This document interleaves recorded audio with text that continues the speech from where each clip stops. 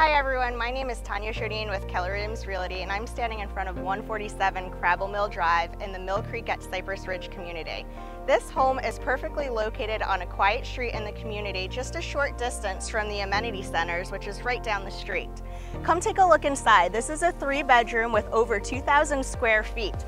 It has a large bonus room on the upper floor, which could be used as a 4th bedroom or rec room. Lots of updates in this house with new LVP flooring throughout the home and then marble flooring in the bathrooms.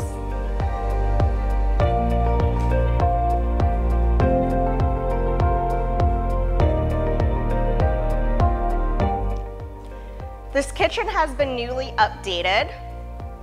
In trending gray cabinets, brand new 2022 stainless steel appliances, granite counters,